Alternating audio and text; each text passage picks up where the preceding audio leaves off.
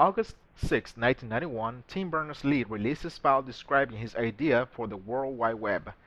This is the first time a website or web page is publicly displayed on the internet, forever changing the way we browse.